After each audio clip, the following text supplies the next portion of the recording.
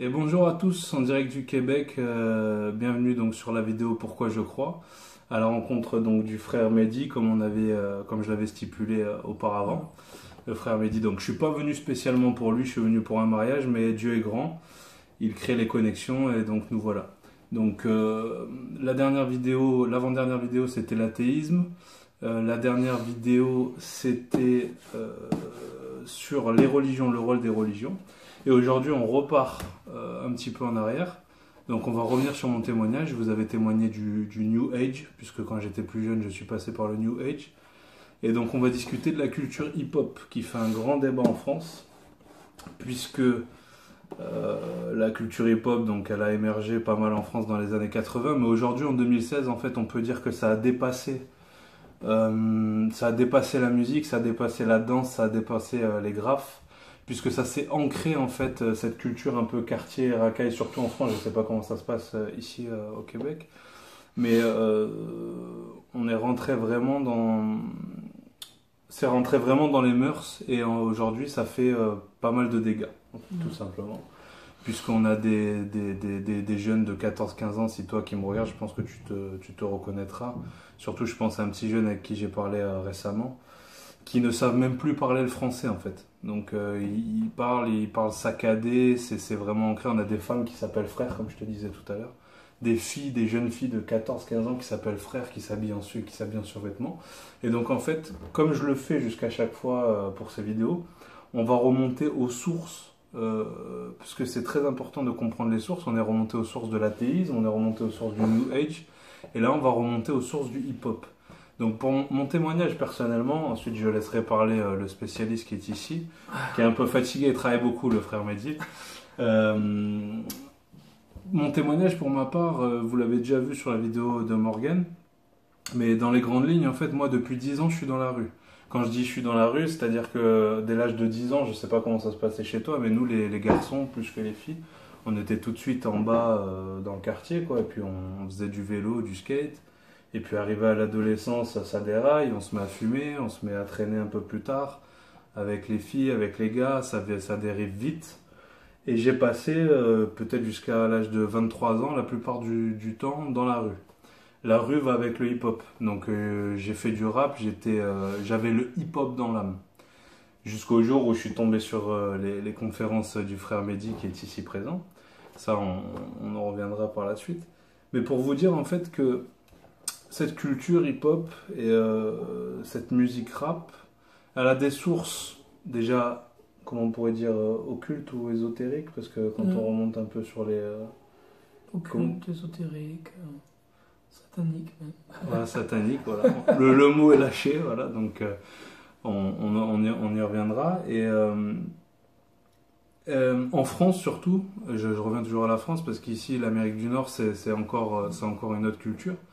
Mais en fait, c'est une ghetto mentale, c'est-à-dire que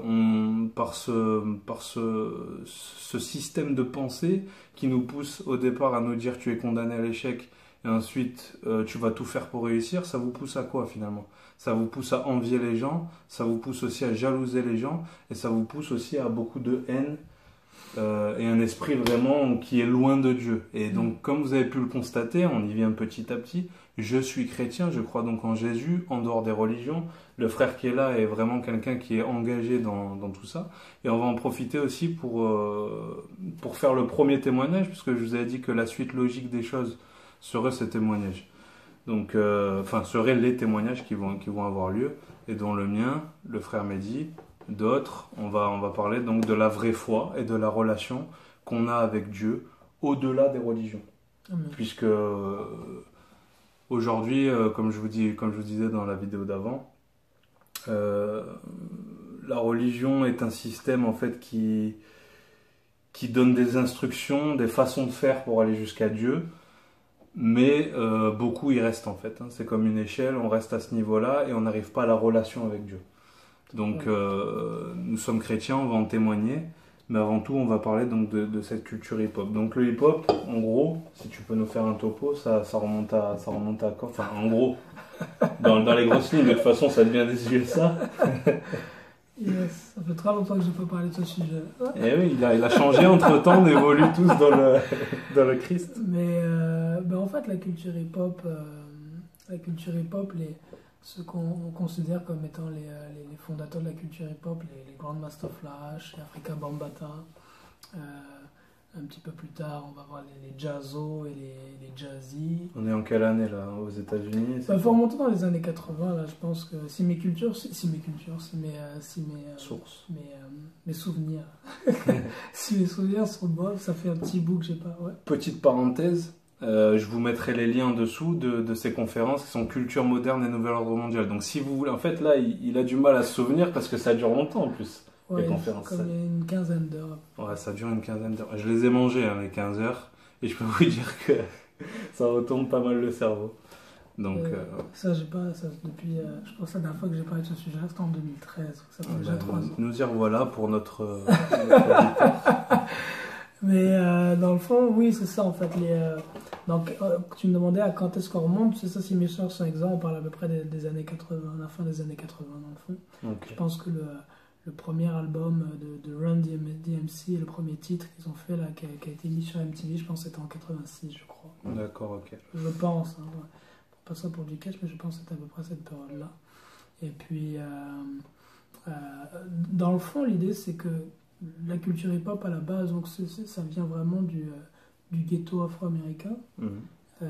C'est des jeunes afro-américains qui ont amené ce nouveau style-là, vraiment une culture, parce que c'est pas juste le chant, il y a le DJing, il y a le b-boying, c'est comme ça qu'on dit, il y a le MCing, il y a t'es passé par là aussi. Il y a tout ce qui est trop graffiti, et puis j'en oublie certainement. Ouais, les trois, c'est la musique, la danse et le graphe. Ouais, exactement. Les trois piliers. Donc il y a plusieurs éléments là-dedans, et cette culture-là, en fait, dans le fond, qui est arrivée dans les quartiers afro-américains, qui est arrivée à New York et dans d'autres quartiers des grandes villes des grandes villes américaines, dans le fond, vient de quelque part, et c'est ça qui est intéressant. Voilà, et c'est ça. Alors, en fait, on va pas développer sur le hip-hop ou sur le rap en général, hein, parce que je pense que vous avez tous fait vos expériences, et nous, on est passé par là. Mehdi, avant, avait un groupe, c'est bien ce que j'ai compris, tu es passé par là. Je faisais partie d'un groupe, en fait. Le groupe d'amis dans lequel j'étais s'appelait Booty Love Gang. Voilà. Et puis, il y en avait quelques-uns qui faisaient du rap dedans, qui font toujours du rap présent. Donc toi, tu faisais quoi dedans? Moi, j'ai organisé des soirées, j'organisais des soirées en club, c'est ça que je faisais. Ok. Ouais, donc tu faisais partie du milieu groupe hip-hop. Ouais, c'est ça, j'en étais un groupe de potes, là, Booty Love Gang, comme ça s'appelait. Tout ce qui vient, en fait, avec cette culture, c'est pas tant ça, en fait, c'est aussi cette facilité à fumer de la drogue, ou même pour d'autres à se droguer, cette facilité à boire de l'alcool. Moi, je vous dis ça pourquoi? Parce que avant de rencontrer Dieu, parce que bon, on croit en Jésus, mais j'ai rencontré Dieu avant tout, la rue et cet esprit hip-hop, c'est aussi l'addiction, en fait. C'est l'addiction à la cigarette, à la drogue douce et à l'alcool, à passer des nuits entières à boire. Et c'est surtout, comme je disais, en fait... C'est bien plus que la drogue douce aujourd'hui. Hein. Bien plus que la drogue douce. Cocaine. Ouais. Ça, nous, en France, peut-être un peu moins, mais je pense que l'Amérique du Nord, c'est... au Canada, au Montréal, voilà, c'est... Et puis après, bon, d'autres sont amenés donc à dealer, et puis on sait où ça mène tout ça, hein. C'est la mort ou la prison, comme disait notre cher... Ouais, Kerry ou Booba, je crois. La mort, non, peut-être Kerry James. Et donc on va pas épiloguer sur ça, mais en fait on va aller aux sources, parce que la source est occulte, et on va passer ensuite au témoignage à Mehdi. Donc pour dire aux jeunes et moins jeunes qui nous écoutent, qui sont peut-être sans Dieu, ou qui sont peut-être en recherche de Dieu, ce que vous propose la société, en fait, dans cet état de larve, en fait, on est vraiment bridé, en fait, par cette ghetto mentale, comme je te disais tout à l'heure, où on te disait, voilà, tu n'y arriveras pas, t'es une Kaira, comme on dit chez nous, tu décolleras pas du bitume. Ça te pousse à vouloir réussir, et après, quand tu arrives à réussir, tu crois que tu t'en es sorti, mais finalement, tu es toujours loin de Dieu. Et c'est ça qu'on veut vous dire, c'est que dans la réussite, dans tout ce cheminement que vous allez avoir, et dans la réussite que vous allez peut-être avoir ou pas, hein, certains restent aussi en bas, vous serez toujours loin de Dieu. Et c'est toujours donc des armes de l'ennemi de Dieu. Donc Mehdi va nous raconter un petit peu les profondeurs de ça, si tu peux nous donner 2-3 références. Et derrière, lui-même vous donnera son témoignage, qui sera donc le premier témoignage de cette chienne. Et moi, avant de venir donc à du concret, à de la viande comme on dit chez nous, je ferai aussi le mien. D'accord? Donc je te laisse continuer sur peut-être les sources, donc qui sont... il a dit le mot satanique, donc c'est lâché. Mais on lâche pas les mots pour rien. On connaît les mots qu'on utilise, donc il va les développer un petit peu. En fait, l'idée, c'est ça, c'est que moi, dans mon cheminement avec le Seigneur, en 2008, lorsque j'ai rencontré Jésus-Christ, la question, en fait, c'est de savoir, est-ce que la culture hip-hop dans laquelle j'étais est quelque chose de bon ou de mauvais?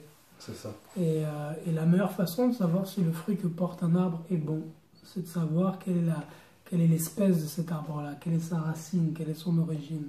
Si un arbre est un arbre à poison, le fruit très certainement va être un fruit qui est aussi empoisonné. Mais si l'arbre est un bon arbre, le fruit sera bon par définition. La plupart des arbres aujourd'hui sont empoisonnés. C'est un peu ça. Fait que la culture hip-hop, c'est un arbre qui porte du fruit. Aujourd'hui, les fruits de cette culture-là, ça fait longtemps que j'ai déconnecté, mais à l'époque, en 2008, quand je suis sorti de ce milieu-là, c'était Lil Wayne, c'était Gucci Mane, c'était... les Diplomates, Joel Santana, et puis tous ces noms-là, toutes ces personnes en France, c'était Booba, Lunatic, toutes ces choses-là. Donc l'idée, ça, ce sont aujourd'hui les fruits qu'on voit de cette culture-là et la culture qui va avec, donc le monde des clubs et toutes ces choses-là. Le sexe aussi. Oui, le sexe. Est-ce que la vie de club, est-ce que la façon de s'habiller, est-ce que l'amour de l'argent, est-ce que la consommation de weed, est-ce que toutes ces choses sont bonnes ou est-ce qu'elles sont mauvaises? Et puis avec la culture hip-hop, j'aime aussi la culture reggae dancehall. C'est encore autre chose. Et si on remonte à la racine de ça pour la culture hip-hop, qu'on va voir quels sont les pères fondateurs et d'où est-ce qu'ils venaient, ce qui est intéressant de voir, c'est que la grande majorité des pères fondateurs de la culture hip-hop ont grandi dans des sectes. Ah. La grande majorité des pères fondateurs de la culture hip-hop ont grandi dans des sectes. Et c'est là qu'on va aller. C'est là qu'on va aller. Si on prend par exemple un nom qui est toujours très connu aujourd'hui, Jay-Z. Tout à l'heure, je voyais sur un écran les informations et puis il parlait d'un bif entre lui et Beyoncé, je sais pas trop quoi. Mais toujours est-il que Jay-Z, c'est un homme qui est très connu aujourd'hui, qui a son propre label. Qui est même le plus riche des rappeurs, je crois. Yeah, Rockefeller. Et qui produit beaucoup d'autres rappeurs. Je pense que Kanye West a commencé avec lui, il y en a beaucoup encore. J'ai un petit peu décroché depuis, mais Jay-Z a grandi dans une secte qui était dans le quartier de Bushwick. Je pense que c'était dans le Bronx, à New York. Et cette secte-là s'appelle les New Wobians. C'est vrai, je me souviens. La secte des New Wobians, le fondateur de cette secte-là s'appelle Malachi Z. York. C'est un homme qui est présentement en prison. Il purge une peine à perpétuité à ADX Florence, aux États-Unis. Ouais, il a un nom sorti tout droit des films. Et Malachi Z. York, en fait, cet homme-là est un homme qui, dans les années 70, faisait de la soul music. Et c'est un homme qui s'est reconverti en gourou par la suite. C'est un homme qui était franc-maçon, un franc-maçon afro-américain. Donc on parle de la franc-maçonnerie de Princeton, du plus haut degré de la franc-maçonnerie. Et cet homme-là a créé sa propre secte qui s'appelle les New Wobians. Et dans cette secte-là, il a enrôlé tout un tas de jeunes hommes, des jeunes hommes noirs, qui lui vouaient un culte, en quelque sorte. Alors vous pouvez faire des recherches sur Internet. Vous pourrez voir le premier clip de Jay-Z. Jay-Z et Jaz-O. Et à l'époque, ils s'appelaient Jaz-O, là, les deux étaient ensemble. Leur premier clip qui s'appelle The Originators, qui est sur YouTube encore, je pense qu'il date de 1900. Je vous mettrai toutes les références en bas en sous-titres. Leur premier clip est justement filmé dans la communauté New Wobian. C'est vrai, je me souviens. Et vous voyez dedans Jay-Z et Jaz-O en train d'élever des portraits de Malachi Z. York, qui était donc leur gourou. Alors, en quoi est-ce que c'est problématique le fait qu'un homme comme Jay-Z ait grandi dans une secte et que la personne qui dirigeait cette secte-là était Malachi Z. York? Le problème, c'est que cet homme, Malachi Z. York, est franc-maçon du plus élevé. Et dans la franc-maçonnerie, et ça c'est encore un autre sujet, on ne va pas rentrer dans le détail aujourd'hui, mais je pense que Tom vous mettra des liens vers des présentations qui parlent de la franc-maçonnerie de façon concrète. Dans la franc-maçonnerie, en fait, la franc-maçonnerie est un ordre qui a été créé par les jésuites. Et c'est un ordre qui a été créé au début du XVIIIe siècle, entre 1710 et 1720. Ça a été créé en Angleterre. Et ça a été créé en fait à la base pour détruire le mouvement de réforme qu'il y avait en Angleterre, le mouvement de protestantisme. C'est vrai. Et cette franc-maçonnerie-là, en fait, est à la racine une communauté, une fratrie, en fait, dans quelque sorte, une confrérie de personnes qui louent réellement Lucifer. Dans les degrés les plus élevés de la franc-maçonnerie, c'est un culte avoué qui est donné à Lucifer.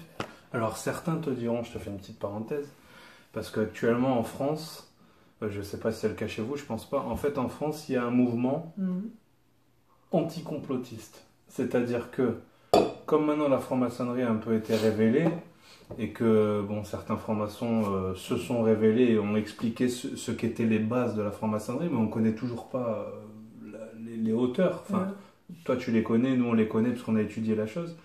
Mais certains t'en diront que voilà, tout n'est pas noir, tout n'est pas blanc, tout n'est pas d'une couleur ou de l'autre.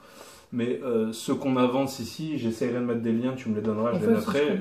On notera vraiment des sources fiables et sûres. C'est-à-dire que quand il vous dit que dans les hauts degrés, on voue un culte à Lucifer, on n'avance pas des choses sans preuve. Parce que sinon, on serait des menteurs et on n'est pas des menteurs.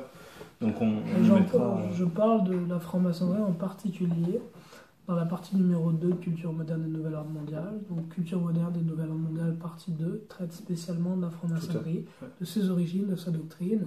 Et on va dans les livres des francs-maçons, notamment Morals and Dogma, le livre d'Albert Pike, qui est le fondement du rite écossais, le rite le plus répandu de la franc-maçonnerie anglo-saxonne. Mais l'idée, en fait, c'est que il y a effectivement une sorte de vague anticomplotiste où on se rit en fait de cette idée des théories du complot. Et c'est vrai qu'il y a beaucoup de théories du complot qui sont totalement bidon. Exactement, totalement bidon. Il y a plein de choses stupides qui se disent à propos de reptiliens et puis de UFO et pas que, parce que je tiens quand même à vous préciser, parce que j'ai cheminé aussi sur le sujet, c'est que on est tous passés par la théorie du complot. Moi personnellement, je suis venu à Dieu par la théorie du complot quelque part. Mais attention à ce que relaye Internet. Allez toujours chercher la source, parce que j'ai vu des choses, mais stupides. Et il ne faut pas imaginer, comme me l'a dit d'ailleurs, j'ai fait une dédicace, parce que j'ai un proche qui est devenu franc-maçon, donc il m'a apporté un petit peu des petits trucs pimentés là-dessus, tu vois, donc j'ai appris un peu de l'intérieur. En bas, ils sont pas dans cette optique-là. En fait. Ils travaillent sur de la philosophie ou sur des planches, comme ils appellent ça. Et ils sont loin de parler de Satan. D'ailleurs, normalement, ils doivent ni parler de religion ni de politique. Bon, finalement, c'est une religion puisqu'ils rendent gloire à Gadlu, le grand architecte de l'univers. Et donc, comme il a aimé me dire et que j'ai bien aimé, il ne faut pas imaginer les gens qui contrôlent le monde en fait dans une salle noire avec des bougies et des capuches et qui sont en train de vouloir contrôler le monde. Non, ça va bien au-delà de ça. Oui, il y a des rites pour certains, on a vu aussi des sacrifices, des choses comme ça, là c'est très puissant. Mais en fait, le grand problème du monde reste quand même l'orgueil, l'arrogance et l'argent. Donc ces gens.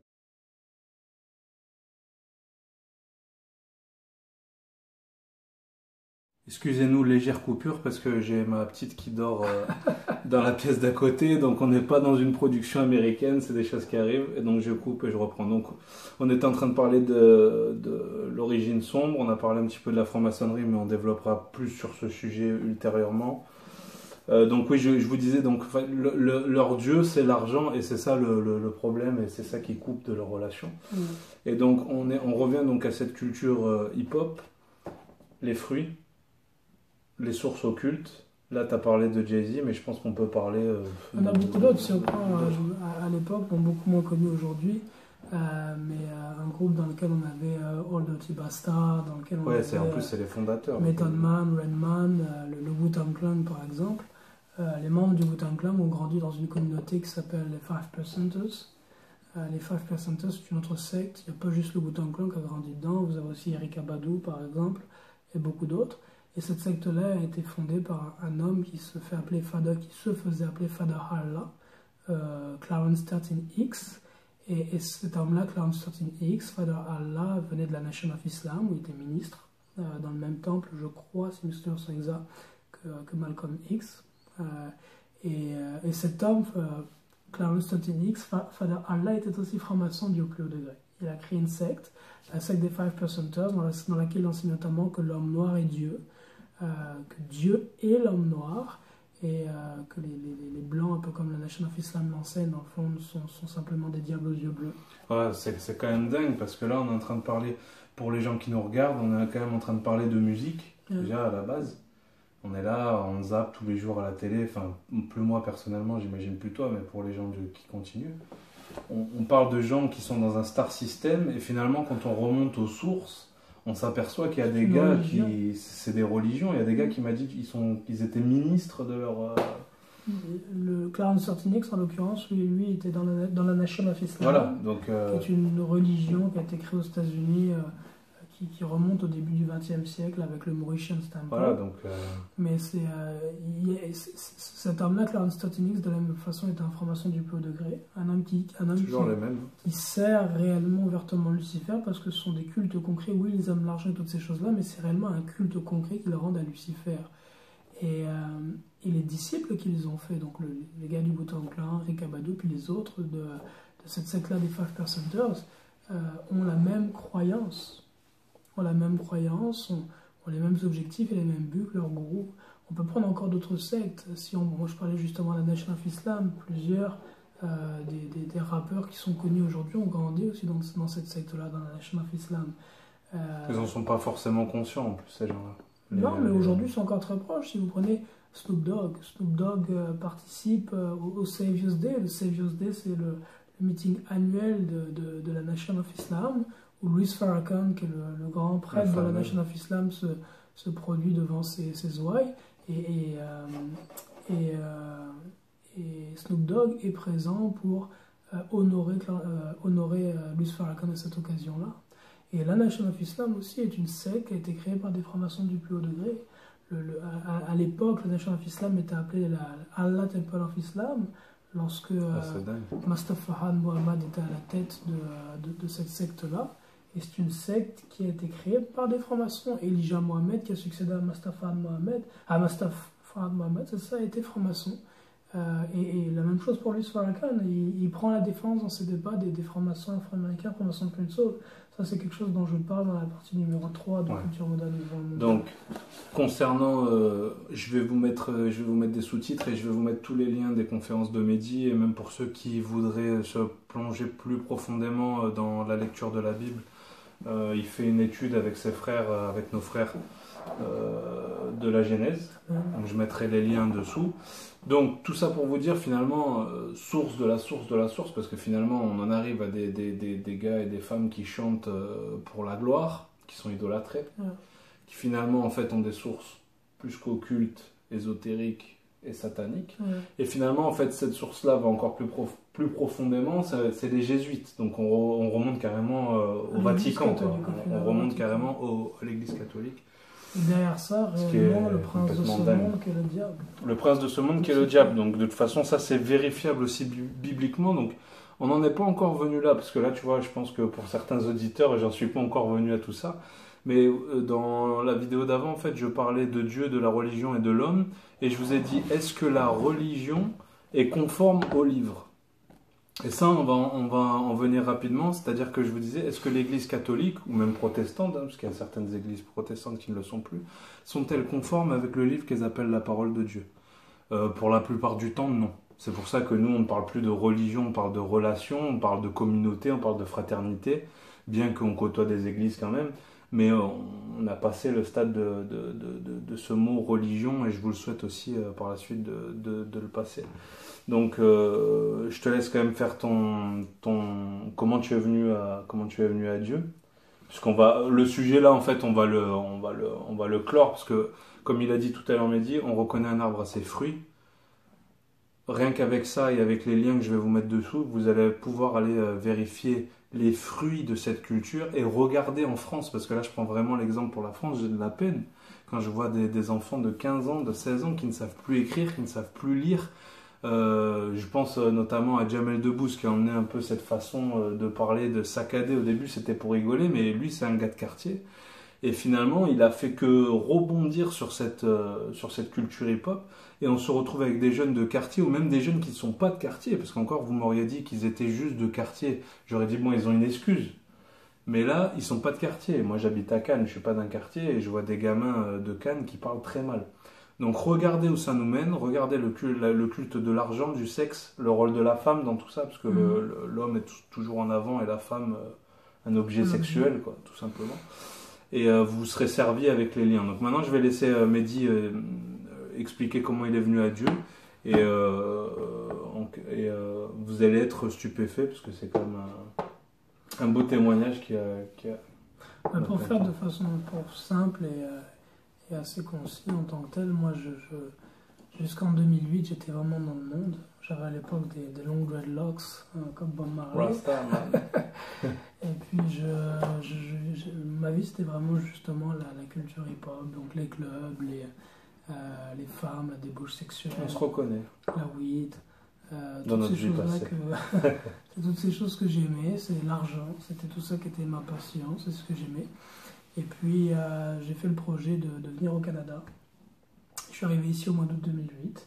Et la première semaine où je suis arrivé ici au Canada, justement, j'ai fait ce que je faisais d'habitude, louer une chambre d'hôtel avec ma copine, consommer de la drogue toute la semaine, et puis avoir des relations sexuelles, donc la débauche, la sex magic. La vie classique pour beaucoup. Yeah. Et dans le milieu de la semaine, j'ai eu un bad trip, j'étais plus capable de respirer, mon cœur battait quasiment plus. T'étais en recherche ou pas quand même de Dieu à ce moment-là, oui, j'avais commencé une recherche, ça faisait déjà... Je te dirais 7-8 mois que j'avais commencé à aller visiter des églises. Tout commence comme ça, hein. On commence par des recherches, puisque dans la Bible c'est écrit qui cherche trouve, de toute façon c'est simple. Seigneur dit vous me chercherez, vous me trouverez, si vous me cherchez de tout votre cœur, je me laisserai trouver par vous. Amen. Et vous y viendrez, puisque moi c'est pareil, j'ai cherché tout doucement, j'y suis venu, Mehdi aussi, donc tu cherchais, tu disais, excuse-moi je t'ai... Et c'est ça, cette semaine-là j'ai fait un bad trip. J'avais déjà fait plusieurs bad trips par le passé, mais là c'était un sérieux bad trip. Et ma copine voulait appeler ma femme pour m'envoyer aux urgences. Et là j'ai entendu une voix qui me parlait intérieurement, qui me disait de dire Seigneur, je t'aime, je ne veux pas mourir ici. Fort, fort. Et la voix me disait que si je disais ceci avec ma bouche, je ne mourrais pas ce jour-là. Et j'entendais ça et moi j'étais comme, j'ai l'impression que je vais mourir. De l'autre côté, je me dis, je suis en train de devenir fou. C'est énorme parce que pour la plupart des gens, moi personnellement, j'ai jamais entendu de voix. Mais quand le changement est radical, comme vous allez le constater, on peut se dire que ça vient bien de Dieu de toute façon. Et c'est comme si Dieu a ouvert ma bouche et j'ai dit Seigneur, je t'aime, je ne veux pas mourir ici. Et au moment où j'ai dit ça, mon cœur a commencé à battre correctement à nouveau, j'ai commencé à respirer correctement à nouveau. Et pour la première fois de ma vie, j'ai réalisé que j'étais quelqu'un de mauvais. T'étais en train de mourir s'il faut en plus. J'ai réalisé que j'étais vraiment un pécheur. Je pensais être une bonne personne, je pensais être quelqu'un de bien. Oui, je couchais avec les femmes, mais on prend du plaisir. Oui, je consomme de la drogue, mais je fais de mal à personne. À l'époque de ma vie, j'avais volé. À l'époque de ma vie, ça m'est arrivé de vendre un peu de drogue, mais cette époque-là était révolue. Je volais plus personne, je n'étais pas quelqu'un de vraiment violent. Donc je me disais, je suis quelqu'un de bien. Non, on se dit qu'il y a toujours pire que nous. Exactement. Et Joël, Seigneur m'a révélé à quel point je vivais vraiment dans la souillure, à quel point je vivais dans la pudicité et dans toute chose qui était mauvaise. Et Dieu a réellement changé mon cœur. Il dit dans l'Écriture, j'ôterai de votre corps le cœur de pierre et je mettrai un cœur de chair. Amen. Et c'est ce que Dieu a fait ce jour-là. Il m'a donné un nouveau cœur.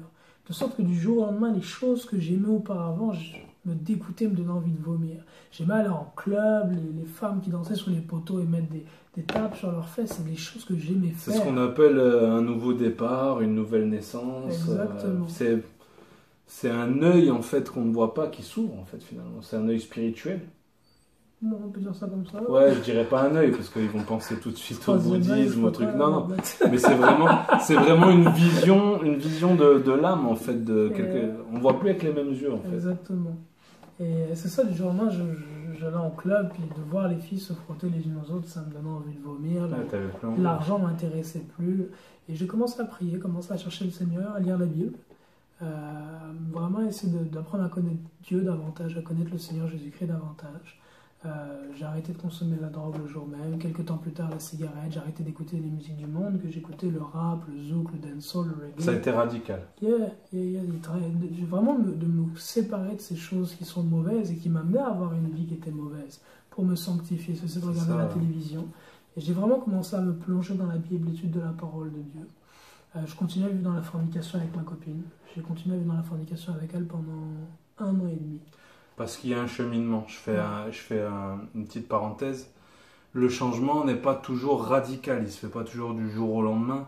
Et il faut pas pour ceux qui se poseraient la question, faut pas se dire oh non mais je vais devoir quitter ces choses-là. Non, Dieu fait le vous travail. inquiétez pas.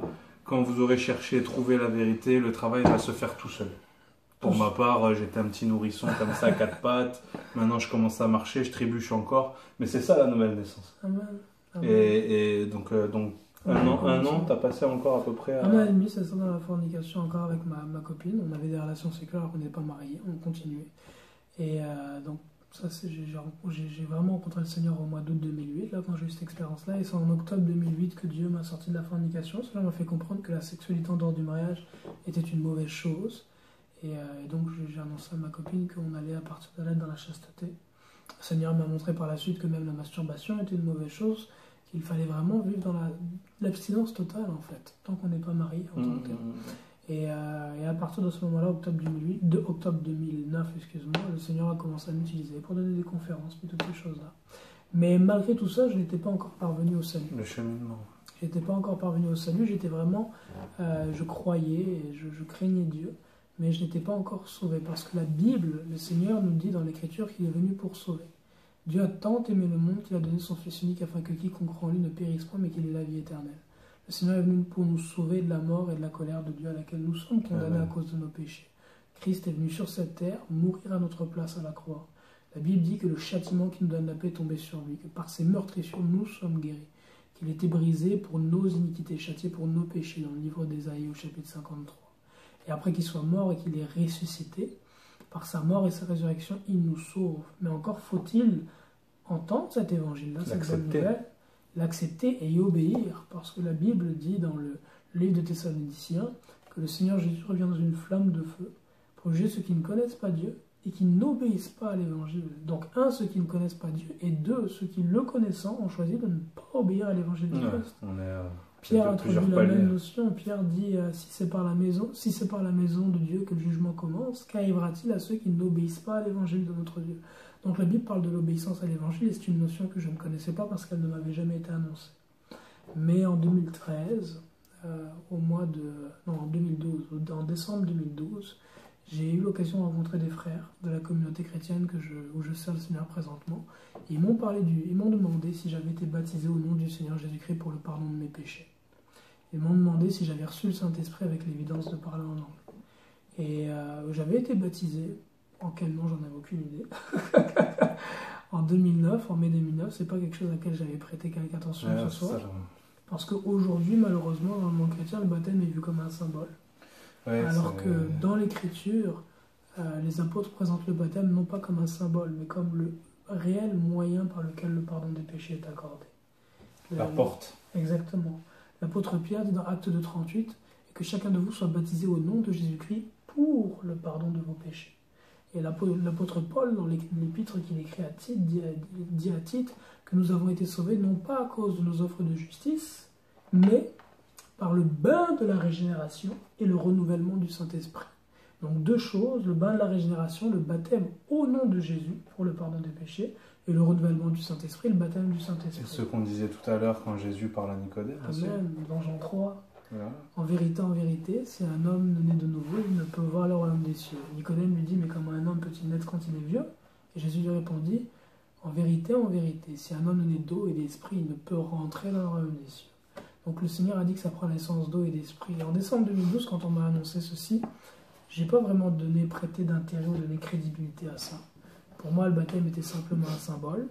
Et le parler en langue était pour moi une abomination satanique, le Shabbalah, comme je l'appelais. Oui, parce qu'il y a aussi quand même du faux parler en langue. Alors, je fais une petite parenthèse, parce qu'il y en a qui doivent être perdus, je pense, parce que je n'ai pas encore parlé de tout ça. J'y reviendrai. Là, on part du principe que la Bible est la parole de Dieu. On ne part même pas du principe, on affirme que la Bible est la parole de Dieu, et on a des sources, on a tout ce qu'il faut, et de toute façon, les changements sont les témoignages, de toute façon, ni plus ni moins.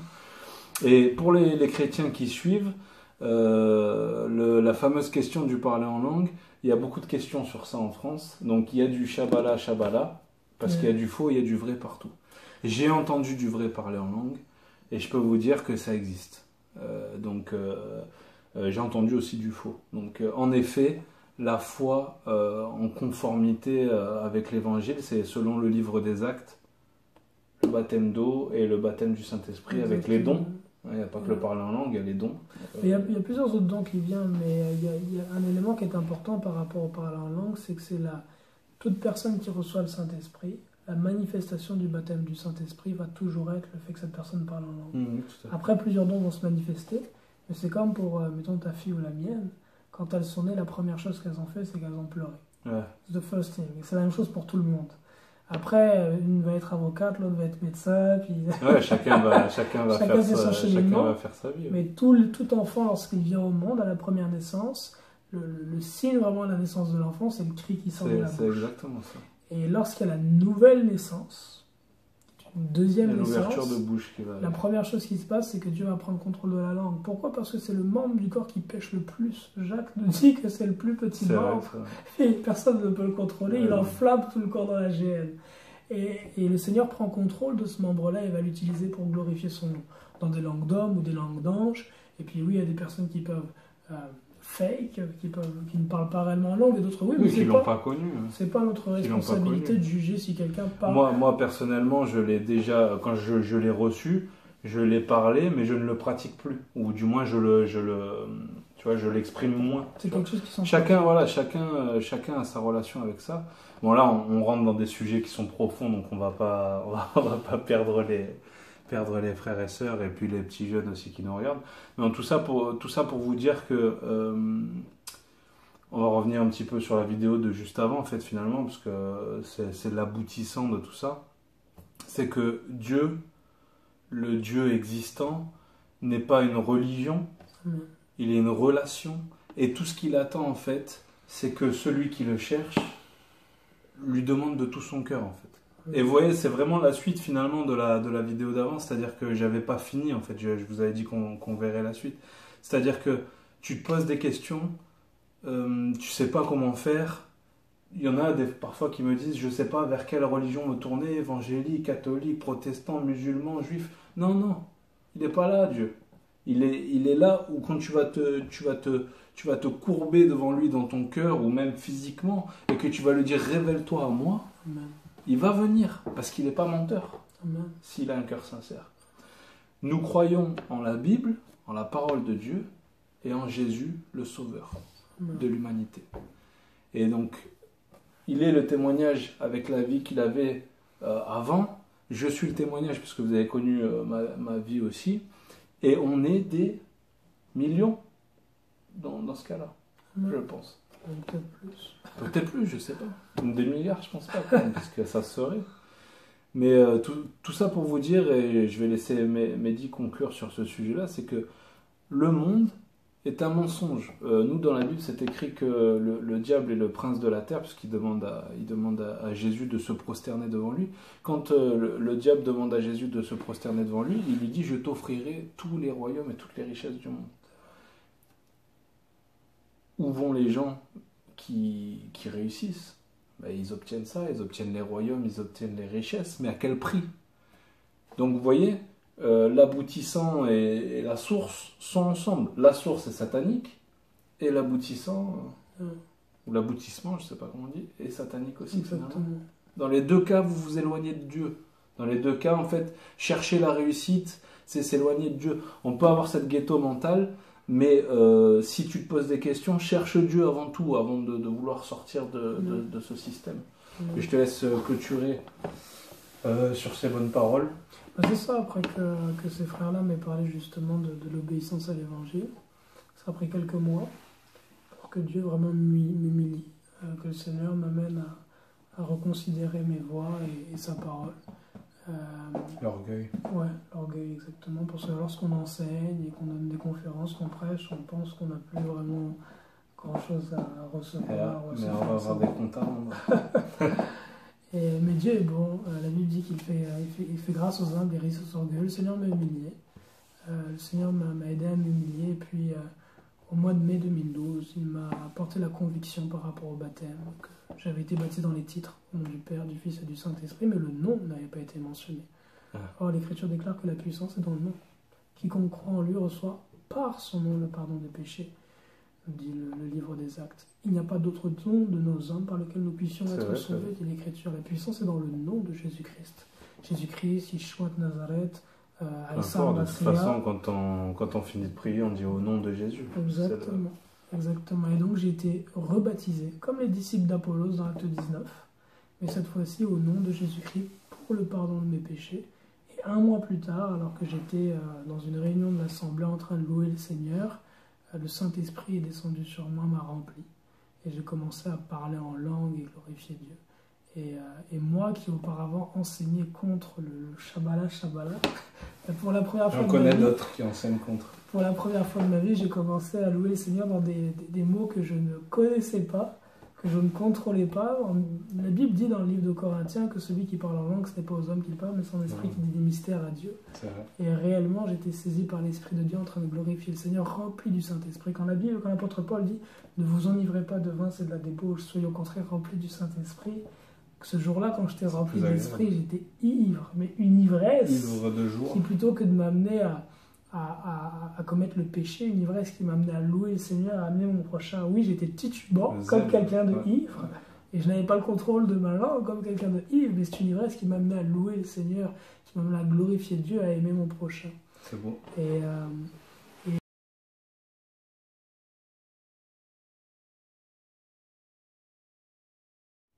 C'est bon, petite coupure, désolé. on va terminer, dernière coupure. Parce que normalement, je fais des petites vidéos de 15 minutes, c'est sur un téléphone, il faut savoir. C'est pas encore pro tout ça.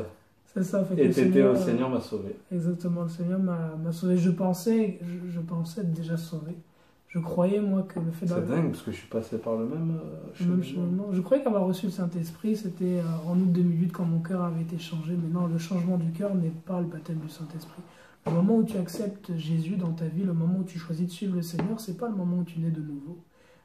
Lorsque Apollos a choisi de suivre le Seigneur dans Acte 18 et ses disciples dans Acte 19, choisi de suivre le Seigneur, ils ne sont pas nés de nouveau. La nouvelle naissance prend le baptême au nom de Jésus-Christ, l'immersion dans l'eau, et prend le baptême du Saint-Esprit. C'est la nouvelle naissance. Et tu peux marcher pendant plusieurs années avant le Seigneur sans être né de nouveau. Ça ne veut pas dire que ta marche avec Christ est vaine. Ça ne veut pas dire que le ça Seigneur fait partie du cheminement. Mais c'est simplement que si tu ne viens pas à la nouvelle naissance, tu n'auras pas de salut. Et l'important, à la fin de la fin, c'est encore d'être sauvé et d'avoir sa part avec le Seigneur. Bien sûr, c'est le but de tout ça. L'apôtre Paul dit « Je fais tout à cause de l'Évangile afin d'y avoir part. » Afin d'y avoir part. Et c'est ce que nous souhaitons, y avoir part. Et je rends grâce à Dieu du fait qu'il m'a ouvert les yeux par rapport à toutes ces choses, qu'il m'ait délivré du monde, de la culture hip-hop dans laquelle j'étais. Et je recherchais à l'époque, à travers le monde, le succès, la gloire, toutes ces choses-là que je n'obtenais pas vraiment. Et j'ai choisi de délaisser ceci et de me tourner vers le Seigneur. Et le Seigneur m'a abondamment béni en retour. Et non seulement il m'a donné la promesse de la vie à venir, le pardon de mes péchés, une vie nouvelle, mais en plus Dieu m'a aussi béni dans ce temps présent. Le Seigneur m'a donné une merveilleuse épouse. Il m'a donné une merveilleuse petite fille avec cette merveilleuse épouse. Le Seigneur m'a donné un travail superbe. Le Seigneur m'a donné tout un tas de choses que jamais j'aurais pensé. Le changement est entier, quoi. Il m'a béni.